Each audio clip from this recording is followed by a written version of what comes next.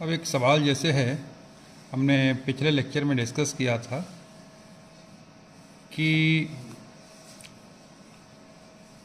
कैसे अगर सॉल्व करने के बाद भी हमें ऑप्शन न मैच करें तो हो सकता है कि क्वेश्चन के साथ कुछ मॉडिफिकेशन, आंसर में के साथ कुछ मॉडिफिकेशन किए गए हैं।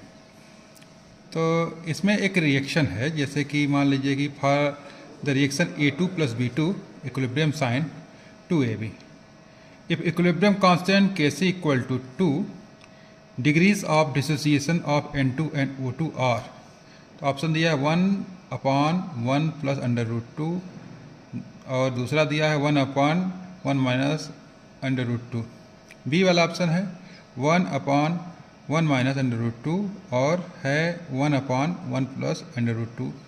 सी ऑप्शन है बोथ 1/1 + √2 और डी वाला ऑप्शन दिया है 2/1 + √2 और 2/1 - √2। तो आपको पता होगा कि जैसे इसमें A2 की जगह मान लीजिए A2 कर दिया है ना, N2 O2 कर दिया है। यहाँ A2 आपका नाइट्रोजन हो गया और B2 आपका O2 हो गया और यहाँ पे 2AB आपका हो गया 2NO। अब हम इसको मैच कराते हैं, आपसे सॉल्व करते हैं पहले। तो मान लीजिए अगर N2 की रिएक्शन हुई और फिर रिएक्शन हुई O2 की, तो इसने बनाया 2NO। अब कल्पना करिए कि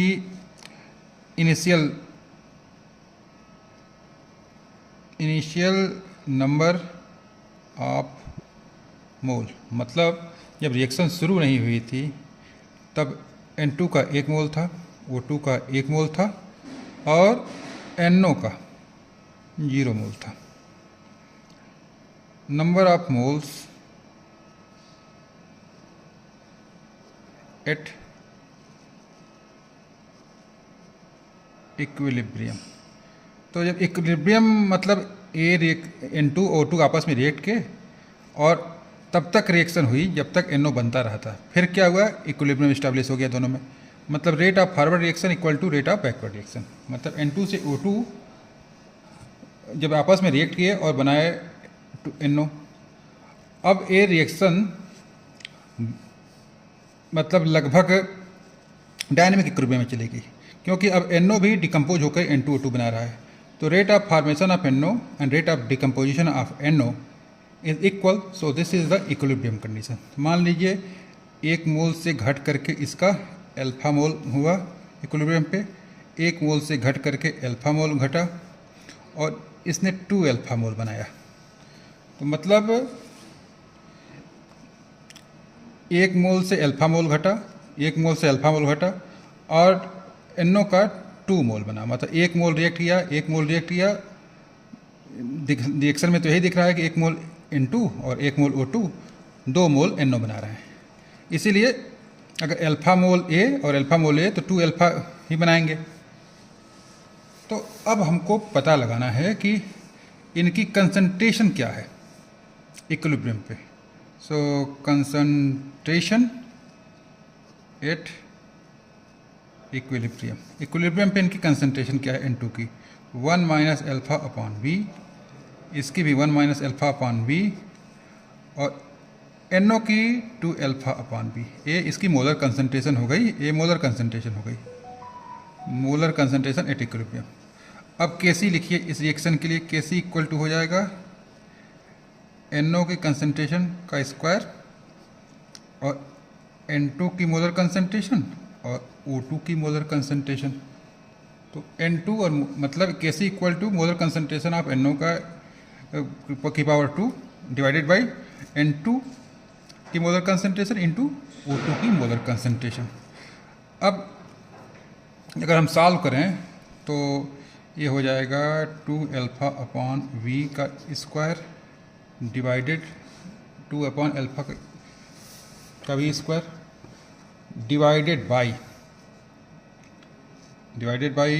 1 - α/V v into 1 minus alpha upon v।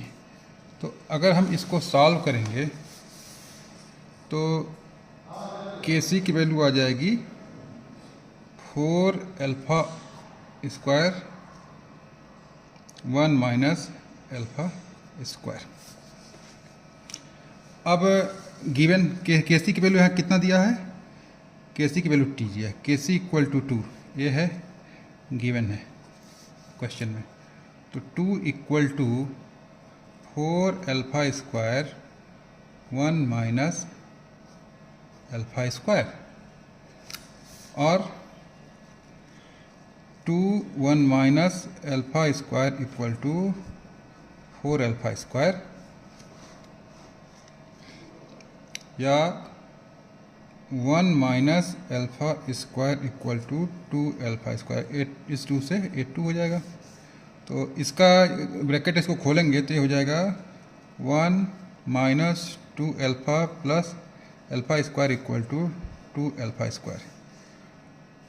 और अगर इसको हम सॉल्व करें, क्वाड्रेटिक फॉर्म करें, तो ये रिसफल करने के बाद हो जाएगा alpha square plus 2 alpha minus 1 equal to 0। अब अल्फ़ा सॉल्व करिए अल्फ़ा के लिए, तो ये हो जाएगा minus b plus minus under root b square minus 4ac divided by 2a divided by 2a। ये सीरीज़ाचार फार्मूला है।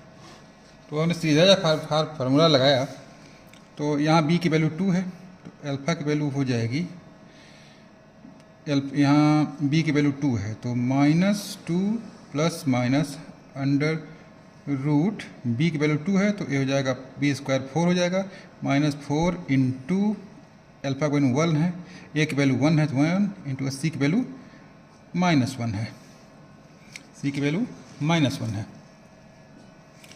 तो डिवाइडेड बाई 2 इंटू 1। तो इसको सॉल्व अगर हम करेंगे तो अल्फ़ा इक्वल टू हो जाएगा minus 2 plus minus under root 4 और ये 4 plus 4 divided by 2 equal to minus 2 plus minus under root 8 divided by 2 और अल्फ़ा इक्वल टू क्या हो जाएगा माइनस 2 प्लस माइनस इसको 2√2 लिख सकते हैं, अंडर रूट 8 को डिवाइडेड बाई 2। तो अगर माइनस 2 हमने 2 अगर कॉमन ले लिया, अगर मान लीजिए इसमें 2 कॉमन ले लिया, तो ये हो जाएगा minus 1 plus minus under root 2 divided by 2, इससे कैंसिल हो गया। तो अल्फ़ा की वैल्यू आ गई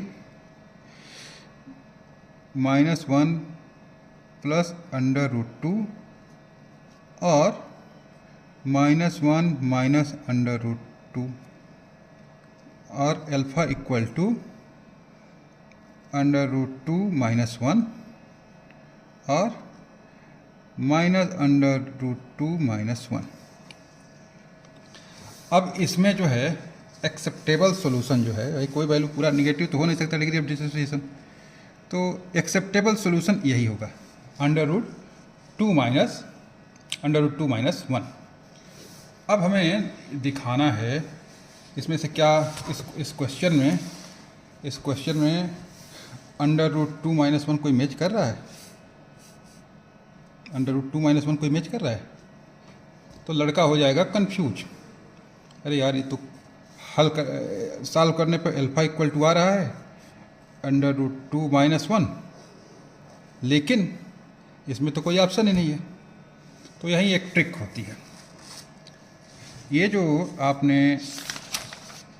alpha equal to under root 2 minus 1 लिखा है, तो इसको ऐसे लिख सकते हैं अंडर रूट 2 माइनस, इसको ऐसे कर दीजिए under root 2 minus 1 divided by 1। अब इसका जो है अपोजिट कंजुगेट क्या होगा, under root 2 plus 1 divided by under root 2 plus 1 equal to, ये क्या हो जाएगा सॉल्व करेंगे तो 2 minus 1 divided by under root 2 plus 1 equal to 1 upon under root 2 plus 1. तो alpha equal to under root 2 minus 1 और alpha equal to 1 upon 1 plus under root 2, 1 plus under root 2, यही possibility है, यही पॉसिबिलिटी दिख रही है। तो अल्फ़ा की वैल्यू आप लिख सकते हैं, ये अंडर रूट प्लस 1 को इसको ऐसे भी लिख सकते हैं 1 अपॉन 1 प्लस अंडर रूट 2। तो अल्फ़ा की वैल्यू क्या हो सकती है, अंडर रूट 2 माइनस 1 भी हो सकती है, और alpha equal to 1 upon 1 plus under root 2 भी हो सकता है। तो हमने सॉल्व किया तो हमको मिला ए अंडर रूट 2 माइनस 1, लेकिन अंडर रूट 2 माइनस 1 ऑप्शन में दिख नहीं रहा है। तो क्वेश्चन में क्या किया गया, इसको मॉडिफाई करके इस फॉर्म में लिख दिया गया है, alpha minus under root 2 minus 1 और 1 अपॉन 1 प्लस अंडर रूट 2 दोनों सेम ही है। तो इस तरह से अल्फ़ा की वैल्यू इतनी आई और हमारा अल्फ़ा ही डिक्रीज कर रहा है, डिग्री ऑफ डिसोसिएशन अल्फ़ा है। तो degrees of dissociation of N2 and O2 will be what, this one, both are 1 upon 1 plus under root 2 या 1 upon 1 divided by 1 plus under root 2. So in this way you can solve more problem like this. Thank you so much.